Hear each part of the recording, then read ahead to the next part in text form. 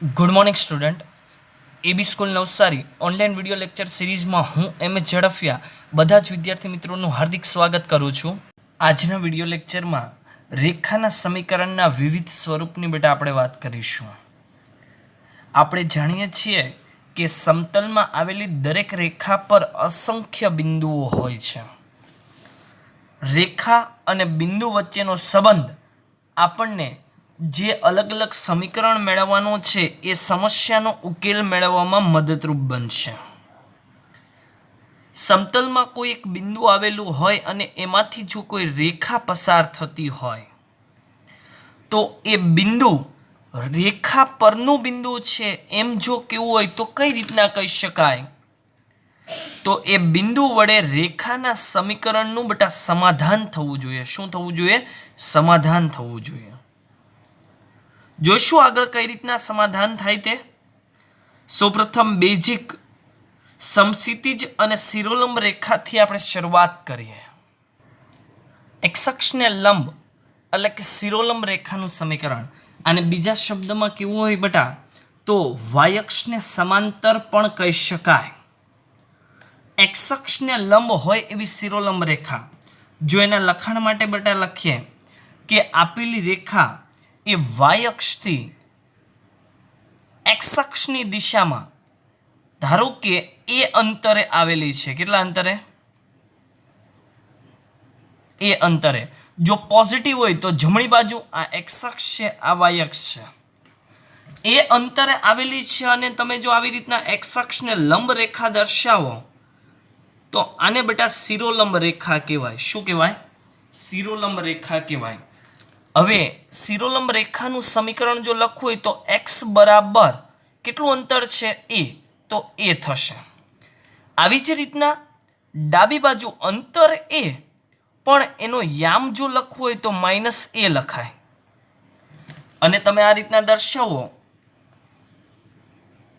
તો આ જે શિરોલંબ રેખા બની, આ રેખાનું સમીકરણ બેટા એક્સ બરાબર માઇનસ એ બને. શું બને? એક્સ બરાબર માઇનસ એ બને. આ છે આપણી પાસે ઉગમ બિંદુ ઓ. આ નેગેટિવ સાઈડ તો એક્સ નો ડેશ, આ વાય નો ડેશ થશે. ક્લિયર?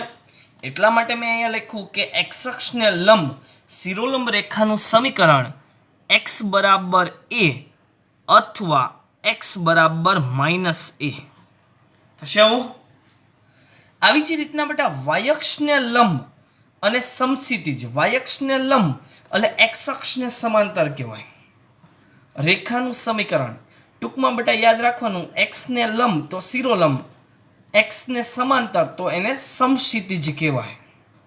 તો એના માટે આપણે લઈએ ધારો કે ઉગમ બિંદુથી બી જેટલા અંતરે ઉપરની બાજુમાં એટલે પોઝિટિવ સાઈડ, આ બધું તમે યામ સમતલ ભણી ગયા છો.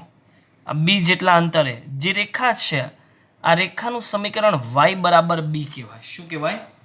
વાય બરાબર બી કહેવાશે. ક્લિયર?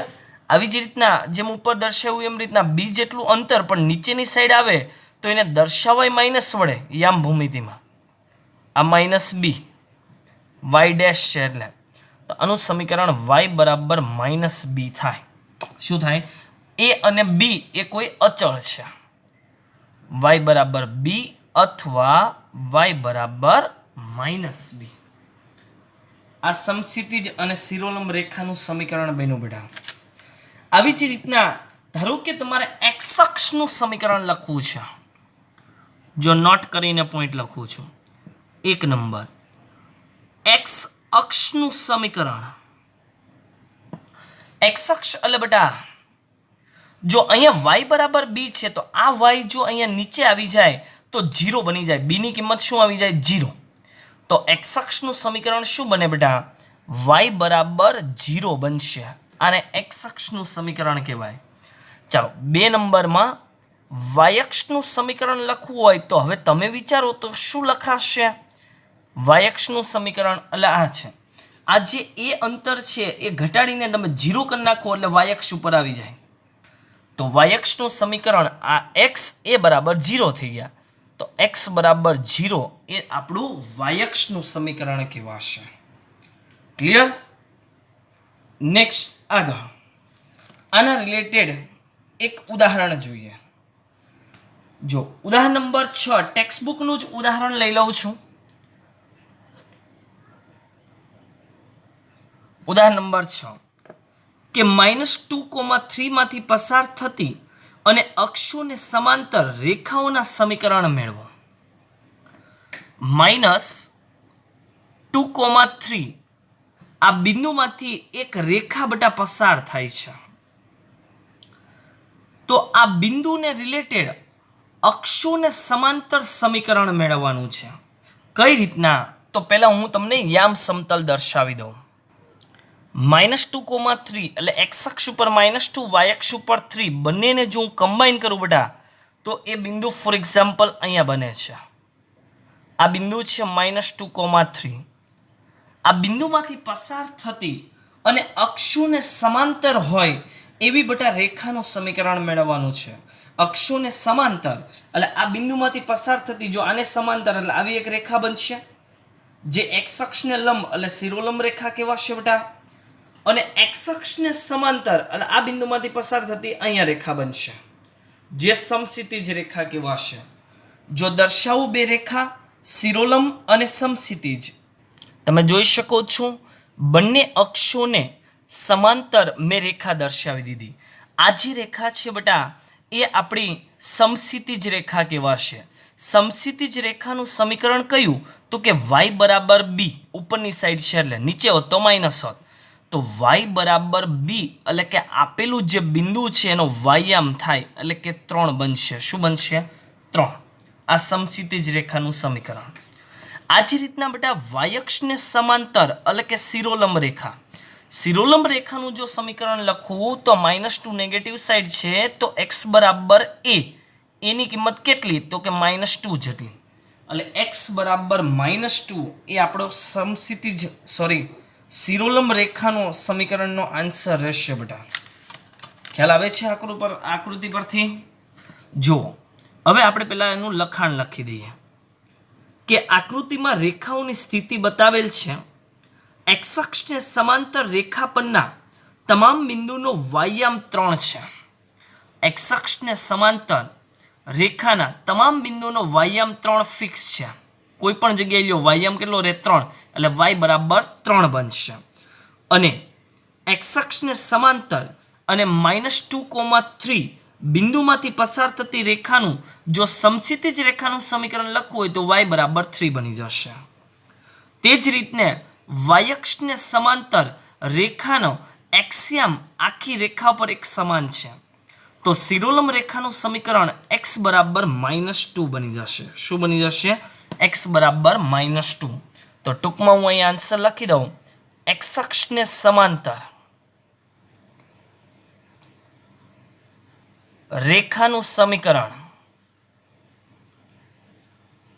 તો y બરાબર 3 અને y અક્ષ ને સમાંતર રેખાનું સમીકરણ x બરાબર -2. આપણો આન્સર થઈ ગયો. ક્લિયર? નેક્સ્ટ બેટા આગળ. હવે બિંદુ અને ઢાળ સ્વરૂપ એટલે રેખા પરનું કોઈ એક બિંદુ આપી દીધેલું હશે અને રેખાનો ઢાળ આપણને ખ્યાલ હશે તો એવા સમીકરણને રેખાનું બિંદુ ઢાળ સ્વરૂપ સમીકરણ કહેવાશે. ક્લિયર?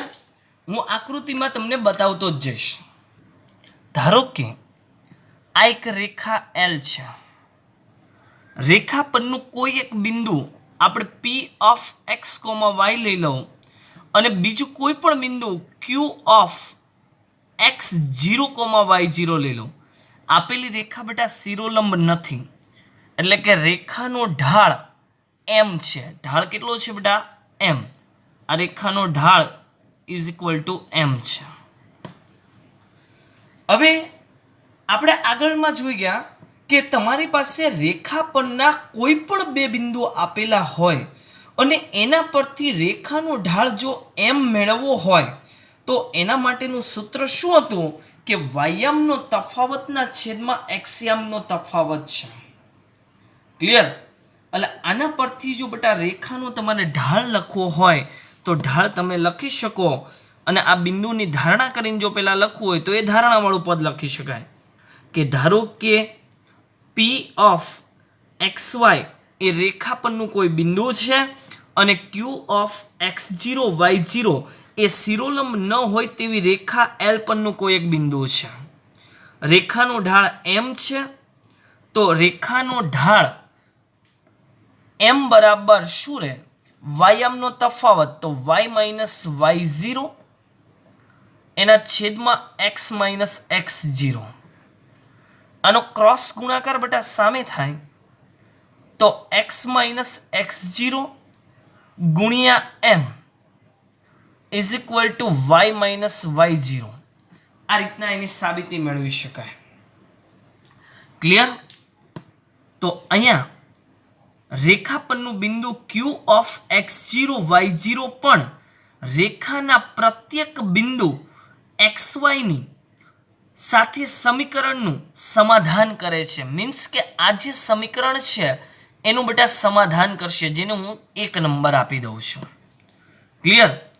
અને સમતલનું અન્ય કોઈ પણ બિંદુ સમીકરણ 1 નું સમાધાન કરતો નથી. એટલે કે રેખા પરનું જો કોઈ બિંદુ હોય તો જ એ રેખાના સમીકરણનું સમાધાન કરે. જ્યારે સમતલ પરનું અહીંયા કોઈ પણ બિંદુ લઈ લઈએ એ રેખાના સમીકરણનું બેટા સમાધાન કરશે નહીં. એટલે આપણે હવે ખાસ સૂત્ર બેટા યાદ રાખી લઈએ. નેક્સ્ટ પેજમાં લખું છું, એમ ઢાળવાળી અને x0, y0 બિંદુમાંથી પસાર થતી રેખાનું સમીકરણ, એટલે આગળ જે હતી એ સમજૂતી હતી, સમીકરણ કઈ રીતના આવે તે આપણે યાદ રાખશું. y માઇનસ y0 બરાબર m into x minus x0. x અને y છે એ બેટા કોઈ ચલ છે. જો રેખા પરનું કોઈ બિંદુ હોય તો x અને y બરાબર લઈ લેવાનું અને એના વડે સમાધાન થાય. x0 અને y0 છે એ રેખા પરનું બિંદુ છે. જો એક ઉદાહરણ લઈએ તો વધારે બેટા સમજ પડશે કઈ રીતના એપ્લાય કરવું તે. તો ટેક્સ્ટબુકનું જો ઉદાહરણ લઈ લઉં, ઉદાહરણ નંબર 7. ઉદાહરણ નંબર 7ની રકમમાં શું કીધું કે બિંદુ -2,3 માંથી પસાર થતી અને જેનો ઢાળ -4 હોય તેવી રેખાનું સમીકરણ. તો તમારે બેટા યાદ કઈ રીતના રાખવાનું કે બિંદુ અને ઢાળ આપેલો છે, તો ઢાળ બિંદુ સમીકરણ, એટલે આ જે સમીકરણ છે આ બેટા આપણે યાદ રાખવું પડશે. આ સૂત્ર 12મા ધોરણમાં પણ ઉપયોગી સાબિત થશે, એટલે આને ખાસ યાદ રાખી લેશું આપણે. તો અહીંયા લખું છું કે અહીં m બરાબર -4 ઢાળવાળી અને -2,3 is equal to x0, y0 છે. બિંદુમાંથી પસાર થતી રેખાનું સમીકરણ, તો સૂત્ર y માઇનસ y0 બરાબર m into x minus x0. મૂકો બેટા બધાની કિંમત, તો કે y માઇનસ y0 એટલે કે 3, m એટલે -4, x માઇનસ x0 એટલે -2, તો માઇનસ +2. -4 વડે અંદર આપણે ગુણાકાર કરીએ તો -4x -8 રહેશે. -4x ને ડાબી બાજુ લઈ લો, પ્લસ આ y, માઇનસ આ બાજુ પ્લસ, -3 +8 એટલે +5 બરાબર 0. જે માગેલ રેખાનું સમીકરણ દર્શાવે છે તે બની ગયું બેટા. આપણે આગળ રેખાનું વ્યાપક સમીકરણ લખતા હતા ને, ax + by + c બરાબર 0 એ બની ગયું. એ એટલે અહીંયા 4 રે, b એટલે આનો y નો સહગુણક એટલે 1 રે, અને c એટલે અચળ પદ +5 છે તો +5 રહેશે. ક્લિયર? એટલે આવી રીતના બેટા આનો ઉપયોગ કરાશે. એટલે આ જ સૂત્ર ડાયરેક્ટ યાદ રાખી લેવાનું જે ઢાળ બિંદુ સમીકરણ છે. ક્લિયર? હવે બેટા બે બિંદુ સ્વરૂપ જો રેખાનું સમીકરણ બે બિંદુ સ્વરૂપ, બે બિંદુ સ્વરૂપ રેખાનું સમીકરણ, જેને આપણે રેખાનું કાર્તિજ્ય સમીકરણ પણ બેટા કહી શકીએ. અહીં હું લખી દઉં, કાર્તિજ્ય સમીકરણ. આગળ લખતા હતા બેટા એ જ છે, બીજું કંઈ અલગ નથી. આગળમાં ઢાળ આપણને એમ આપી દેતા હતા, આમાં ઢાળ નથી આપ્યું, ખાલી બે બિંદુ જ કીધા છે. આપણે બેટા ધારણા કરી શકીએ કે ધારો કે x1, y1 અને x2, y2 માંથી પસાર થતી સમક્ષિતિજ કે શિરોલંબ ન હોય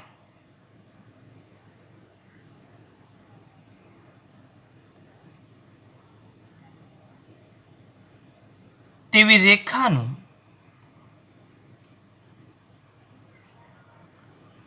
કાર્તિજ્ય સમીકરણ. જો બે બિંદુમાંથી બેટા કોઈ રેખા પસાર થાય તો એના ઢાળ માટેનું સમીકરણ આપણે શું લખીએ બેટા? m બરાબર શું લખીએ? yમનો તફાવતના છેદમાં xmનો તફાવત, એવું લખીએ. સેમ પેટર્ન સૂત્ર બેટા ઉપરનું જ છે. જો y માઇનસ અહીંયા y0 છે તો બેમાંથી તમે કોઈ પણ એક બિંદુ લખી શકો. હું લખું છું y1 લખું. શું લખું? y1 આના છેદમાં y2 minus y1 is equal to x minus x1 ના છેદમાં x2 માઇનસ x1. આ સમીકરણ રહેશે. આ સમીકરણ ઉપરનું જ છે. આ છેદના પદનો ક્રોસ ગુણાકાર સામે કરો તો y2 માઇનસ y1 ના છેદમાં x2 માઇનસ x1 એટલે ઢાળ બની ગયો. બાકી y માઇનસ y0 એ કોઈ બિંદુ છે, y1 એ કોઈ બિંદુ છે. સેમ પેટર્નમાં x માઇનસ x1 છે. એટલે આ જે સમીકરણ છે બેટા, આને આપણે ખાસ યાદ રાખશું. આ પણ ઉપયોગી સાબિત થશે કે બે બિંદુમાંથી પસાર થતી જો રેખાનું સમીકરણ મેળવવું હોય તો આકૃતિ આની કોઈ દર્શાવવાની જરૂર છે નહીં. ક્લિયર? નેક્સ્ટ બેટા આનું એક ઉદાહરણ જોઈ લઈએ એટલે આ પણ એક ક્લિયર થઈ જાય. ટેક્સ્ટબુકનું જ ઉદાહરણ લઈ લઉં. ઉદાહરણ નંબર 8. જો રકમ કે બિંદુઓ 1, -1 અને 3, 5 માંથી પસાર થતી રેખાનું સમીકરણ મેળવો.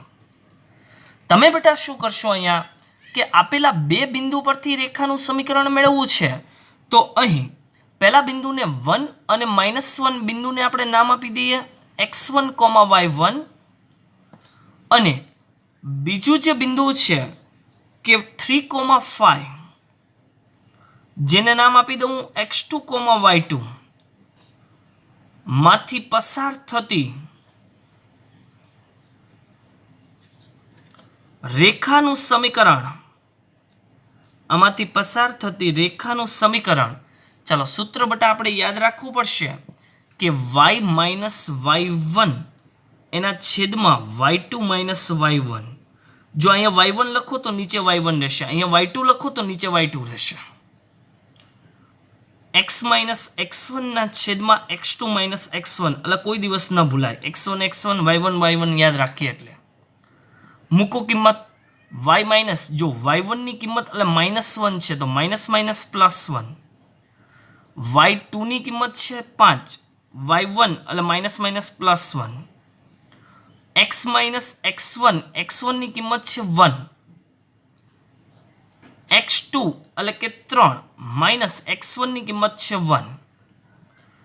હવે બેટા જોઈએ તો 3 માઇનસ 1 એટલે 2, 5 વત્તા 1 એટલે કે 6. તમે ધારો તો બબ્બેના છેદમાં કેન્સલ કરી શકો તો 6 માંથી 2 જાય એટલે 3 વધશે અને અહીંયા બેટા 2 નીકળી ગયા એટલે છેદમાં કંઈ નહીં તો 1 વધે. છેદની સંખ્યાનો ક્રોસ ગુણાકાર કરો. 1 છે 1 આની સાથે ગુણાય તો y પ્લસ 1 બની ગયું. 3 આની સાથે ગુણાય તો 3x માઇનસ 3 બની જાય. હવે x y અચળ બધું કોઈ પણ એક જગ્યાએ રાખવાનું. x પોઝિટિવ રહે એવી રીતના આપણે લખશું, બાકી નેગેટિવ રહે તો પણ કંઈ વાંધો છે નહીં. આ પ્રામાણિક સમીકરણ છે. x અહીંયા પોઝિટિવ છે તો 3x, y એ બાજુ ગયા તો -y, 1 તે બાજુ જાય તો -3 -1 -4 બરાબર 0. જે માગેલી રેખાનું સમીકરણ છે. વ્યાપક સમીકરણોની સાથે જો આપણે આને સરખાવી દઈએ તો a બરાબર 3 થાય, b બરાબર -1 થાય અને c બરાબર -4 થશે. શું થાય? -4. એટલે રેખાના સમીકરણમાં બેટા આપણે અત્યારે બે સૂત્ર જોયા, એક ઢાળ બિંદુ સમીકરણ અને એક બે બિંદુ સ્વરૂપ સમીકરણ. ક્લિયર? હવે ઢાળ અંતખંડ સ્વરૂપ સમીકરણ જોઈએ બેટા. ઢાળ અંતખંડ સ્વરૂપ સમીકરણ. ઢાળ તો આપણને ખ્યાલ છે, પણ અંતખંડ આપણા માટે અત્યારે નવો શબ્દ છે. તો સૌપ્રથમ આપણે પહેલા જોઈ લેશું કે અંતખંડ કઈ રીતના મેળવાય, અંતખંડ ખરેખર કેવા શું માગે છે તે. ઓકે, જો આકૃતિ મેં દર્શાવી એક્સ અક્ષ અને વાય અક્ષ, ધારો કે કોઈ એક રેખા છે જે એક્સ અક્ષને બિંદુ a,0 માં છેદે છે અને વાય અક્ષને અનુક્રમે 0,b બિંદુમાં છેદે છે. આપણને એટલો તો બેટા ખ્યાલ જ છે, એક્સ અક્ષ ઉપર જો કોઈ હું બિંદુ લખું તો એનો વાયામ 0 હોય અને વાય અક્ષ ઉપર જો કોઈ બિંદુ લખું તો એનો એક્સ યામ 0 હોય. બાકી યામ સમતલમાં તમે એક્સ વાય ગમે તે યામ લખી શકો. એટલે ઢાળ અંતખંડ સ્વરૂપ સમીકરણની અંદર પહેલા મેં નવો એક ટોપિક લઈ લીધો, કયો? રેખાના અક્ષો પરના અંતખંડો. આપેલી રેખાના અક્ષો પરના અંતખંડો. હવે a,0 એ ખરેખર શું બતાવે કે આ છે ઉગમ બિંદુ. ઉગમ બિંદુથી આ રેખા એક્સ અક્ષને જે બિંદુમાં છેદે છે તેનું અંતર a જેટલું છે. તો આ a ને રેખાનો એક્સ અંતખંડ કહેવાય, એક્સ અક્ષમાં છેદે એટલા માટે. અને ઉગમ બિંદુથી વાય અક્ષ ઉપર આ રેખા જે બિંદુમાં છેદે એના યામ 0,b છે. તો b છે b એ ઉગમ બિંદુથી વાય અક્ષ પર બિંદુ જ્યાં છેદે ત્યાં સુધીનું અંતર દર્શાવે. તો b ને વાય અંતખંડ કહેવાય. શું કહેવાય બેટા? વાય અંતખંડ કહેવાય. કોઈક વખત મગજમાં એવો પણ પ્રશ્ન થાય કે સર, રેખા એક્સ અક્ષને ન છેદે તો એક્સ અંતખંડ મળે? ના, એક્સ અંતખંડ ન મળે. સમક્ષિતિજ રેખા હોય એ એક્સ અક્ષને ન છેદે, તેથી તેનો કોઈ દિવસ એક્સ અંતખંડ મળવાનો નથી બેટા. ક્લિયર? ચાલો હવે થોડુંક થિયરિટિકલ લખી દઉં અને સમજાવતો જાઉં. પોઈન્ટ વાઇઝ જો લખતા જઈએ તો જો કોઈ રેખા એક્સ અક્ષને બિંદુ a,0 માં છેદે તો એને રેખાનો એક્સ અંતખંડ કહેવાય. સેમ પેટર્નમાં જો રેખા વાય અક્ષને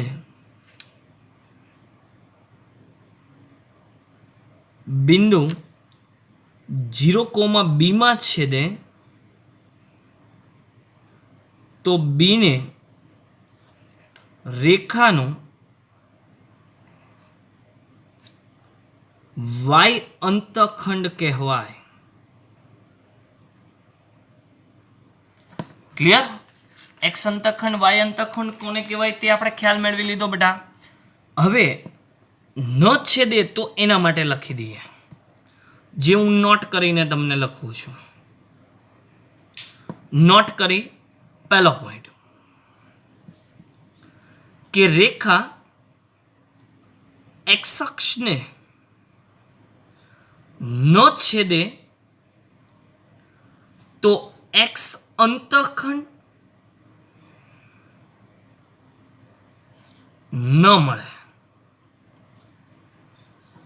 એટલે કે સમક્ષિતિજ રેખા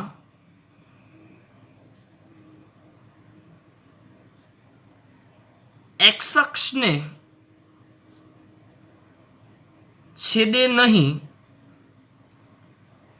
તેથી તેનો એક્સ અંતખંડ ન મળે. બીજો 2 નંબરનો પોઈન્ટ, રેખા વાય અક્ષને ન છેદે તો વાય અંતખંડ ન મળે. એટલે કે હું એવું કહેવા માંગુ છું, શિરોલંબ રેખા છે વાય અક્ષને કોઈ દિવસ ટચ નહીં થાય. તો શિરોલંબ રેખા વાય અક્ષને છેદે નહીં, તેથી તેનો વાય અંતખંડ ન મળે. ક્લિયર? અને 3 નંબરનો બેટા ત્રીજો પોઈન્ટ હું લખું છું કે સમક્ષિતિજ કે શિરોલંબ ન હોય તેવી ઉગમ બિંદુમાંથી પસાર થતી રેખાનો એક્સ અંતખંડ 0 કહેવાય અને વાય અંતખંડ 0 કહેવાશે. સમક્ષિતિજ કે શિરોલંબ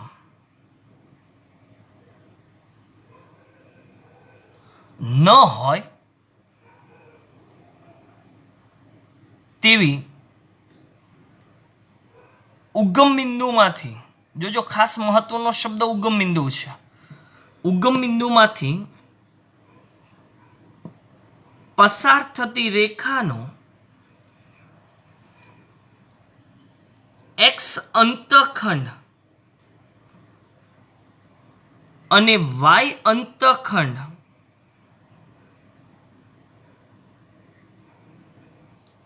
શૂન્ય છે. આકૃતિમાં બતાવું બેટા શું કહેવા માંગે છે ત્યાં? જો આમાં એવું કીધું છે બેટા, સમક્ષિતિજ રેખા, આ એક્સ અક્ષ વાય અક્ષ છે, એક્સ અક્ષ વાય અક્ષ, સમક્ષિતિજ એટલે આવી રેખા. એક્સ અક્ષને કોઈ દિવસ ટચ ન થાય તો એનો એક્સ અંતખંડ ન મળે. આ એક્સ અક્ષ વાય અક્ષ છે, સમજણ માટે જ છે. આ કોઈ દિવસ શિરોલંબ રેખા વાય અક્ષને ટચ ન થાય તો એનો વાય અંતખંડ ન મળે. અને શિરોલંબ સમક્ષિતિજ ન હોય એવી રેખા અને ઉગમ બિંદુમાંથી પસાર થાય, મીન્સ કે આવી રેખા છે, આ રેખા એલ, તો આનો એક્સ અને વાય અંતખંડ બંને બેટા શું કહેવાશે? શૂન્ય કહેવાશે. કેટલા કહેવાશે? શૂન્ય કહેવાશે. ઓકે, હવે નેક્સ્ટ આમાં તે આગળનો પોઈન્ટ કે રેખાનું સમીકરણ તમને આપી દીધેલું છે અને તમારે એક્સ વાય અંતખંડ મેળવવો છે, તો એના રિલેટેડ કે રેખાનું વ્યાપક સમીકરણ રેખા ax plus by plus c બરાબર 0 નો એક્સ અંતખંડ, એક્સ અંતખંડ એટલે એક્સ અક્ષ ઉપર બેટા ટચ થશે, એક્સ અક્ષ ઉપર ટચ થાય તો એનો વાયામ કેટલો હોય? તો શૂન્ય હોય. એટલે વાયામ આખું નીકળી જાય. જો આ વાય શૂન્ય મૂકો એટલે તો સી ને સામે જવા દો એટલે માઇનસ સી અને એ એના છેદમાં એક્સને કરતા બનાવ્યા તો માઇનસ સી ના છેદમાં એ રહેશે, માઇનસ સી ના છેદમાં એ રહેશે, જ્યાં એ છે એ ઇઝ નોટ ઇક્વલ ટુ 0 છે. અને વાય અંતખંડ જોજો એ ઇઝ નોટ ઇક્વલ ટુ 0. આમાં આ એક્સ અંતખંડ અને વાય અંતખંડ એટલે વાય અક્ષ ઉપર છેદ છે, વાય અક્ષ ઉપર છેદે તો એનો એક્સિયામ 0 એટલે એક્સ વાળું આખું નીકળી જાય. બી ને કરતા બનાવો તો માઇનસ સી ના છેદમાં બી રહેશે, જ્યાં B is not equal to 0 છે. ક્લિયર? એક્સ અને વાય અંતખંડ. ફરી એક વખત આપણી ભાષામાં યાદ કઈ રીતના રાખશું બેટા કે રેખાના સમીકરણ ઉપરથી જો એક્સ અંતખંડ મેળવવાનો કે તો માઇનસ સી ના છેદમાં એક્સ નો સહગુણક, વાય અંતખંડ મેળવવાનો કે તો માઇનસ સી ના છેદમાં વાય નો સહગુણક. એ અને B is not equal to 0 છે. ધારો કે આ બંને બેટા 0 હોત, એ બરાબર 0 અને બી બરાબર 0, તો તેનો એક્સ કે વાય અંતખંડ આપણને બેટા મળે નહીં. સી બરાબર 0 હોય, સી એટલે કે અચળ પદ, અચળ પદ જો 0 હોય બેટા તો એક્સ અને વાય અંતખંડ શૂન્ય મળે, કેમ કે અંશમાં 0 તો આન્સર 0 મળવાનો છે. આ બેઝિક છે. જે રેખામાં અચળ પદ બેટા 0 હોય એ રેખા હંમેશા ઉગમ બિંદુમાંથી પસાર થાય. ક્યાંથી પસાર થશે? ઉગમ બિંદુમાંથી પસાર થાય. આપણને એવું લાગે કે સર કઈ રીતના ઉગમ બિંદુમાંથી પસાર થાય, તો તમે કોઈ પણ બે બિંદુ આમાંથી લઈ શકો. ફોર એક્ઝામ્પલ, હું x બરાબર 1 લઈ લઉં અને આમાં મૂકું તો b બરાબર કિંમત મળશે. અને ધારો કે x બરાબર 2 લઈ લઉં તો b બરાબર કિંમત મળે. એ બંનેની કિંમત બિંદુ મૂકો, બિંદુ પરથી યામ સમતલમાં દર્શાવો તો એ રેખા ઉગમ બિંદુમાંથી જ પસાર થાય. ક્યાંથી પસાર થાય? ઉગમ બિંદુમાંથી.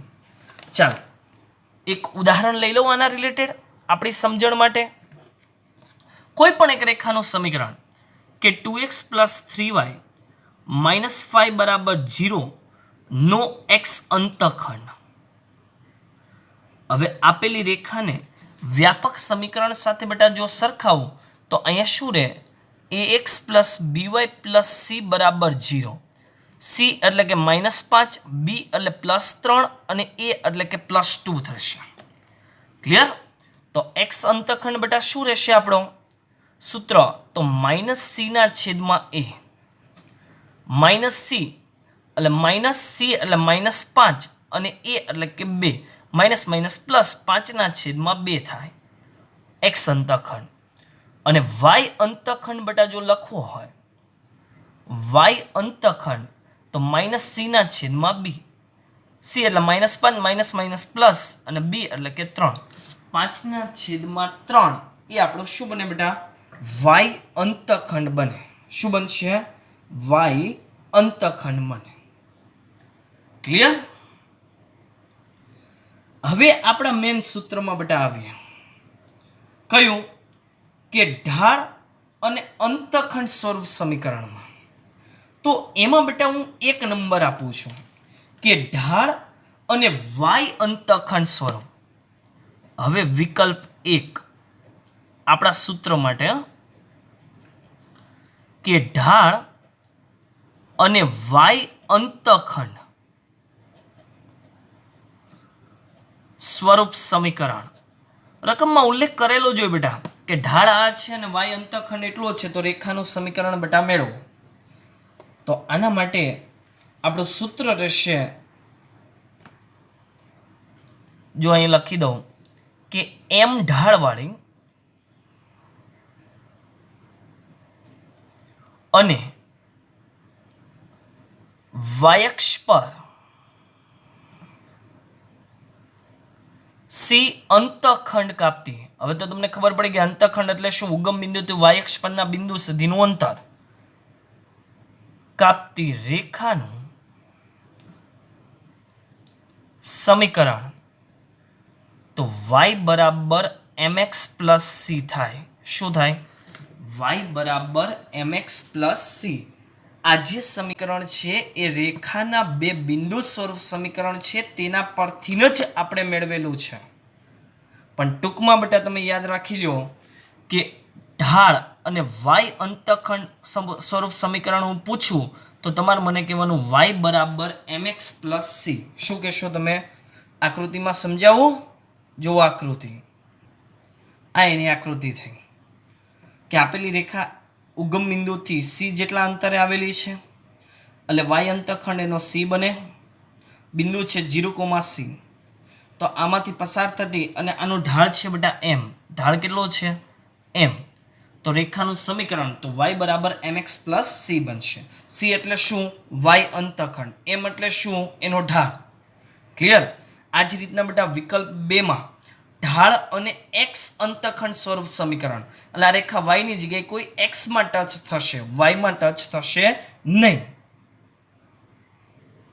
જો આકૃતિમાં રેખા y અક્ષ ઉપર છેદે છે કયા બિંદુમાં? d,0. તો d,0 મીન્સ કે ઉગમ બિંદુથી આ બિંદુ સુધીનું અંતર d જેટલું છે. તો અહીંયા જો હું લખી દઉં કે x અક્ષ પર d અંતઃખંડ કાપતી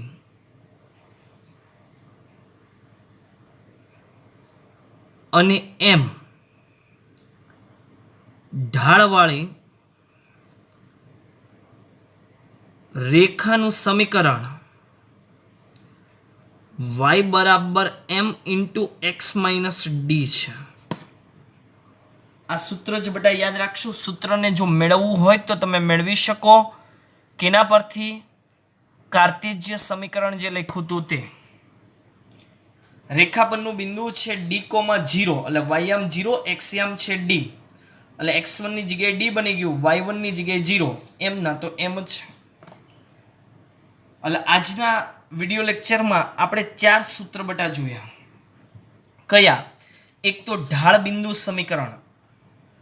તો ઢાળ બિંદુ સમીકરણ બટા કયું હતું કે y માઇનસ y0 બરાબર m into x minus x0. બીજું કાર્ટેશિય સમીકરણ, તો કે y માઇનસ y1 ના છેદમાં y2 minus y1 is equal to x minus x1 ના છેદમાં x2 માઇનસ x1. ત્રીજું ઢાળ અને અંતખંડ સ્વરૂપ.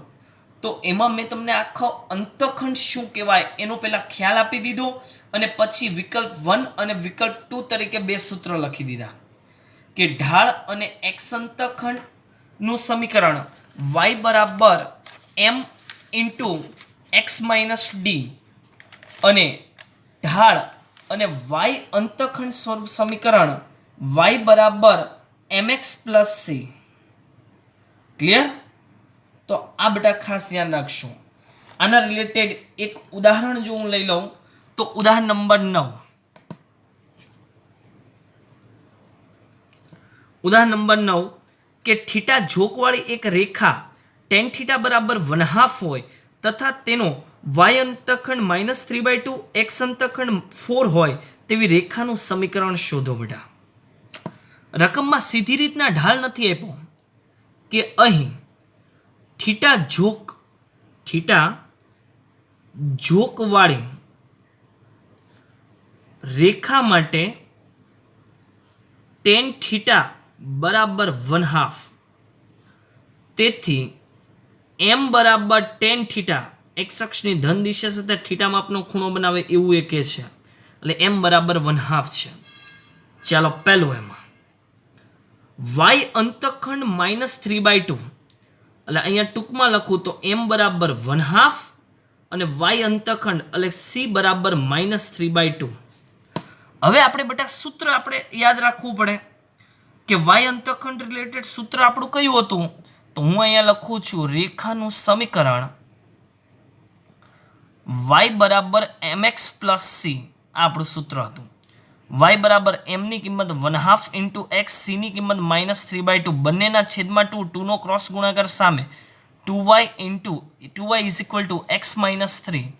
y ને આ બાજુ લઈ લો એટલે ફાઇનલી આપણો answer x minus 2y minus 3 is equal to 0. Clear? અને 2 નંબરમાં શું કીધું? x અંતખંડ. તો m બરાબર 1/2 અને x અંતખંડ સૂત્ર પ્રમાણે d નામ આપ્યું છે આપણે. d બરાબર 4 છે. તો રેખાનું સમીકરણ y બરાબર m into x minus D છે.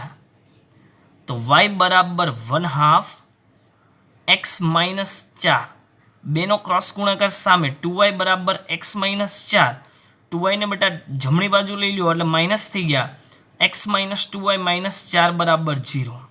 આપણો આન્સર બને. તમે બેટા ઉલટી રીતે પણ લખી શકો. આ રેખાનું વ્યાપક સમીકરણ છે, આમાંથી x અંતખંડ મેળવવો હોય તો -c/a બનશે. બરાબર? અને આમાંથી જો y અંતખંડ લખવું હોય તો -c/b બનશે. તો આ તમારો જે ઉપર છે એ આવી જ જવાનું છે. ઓકે?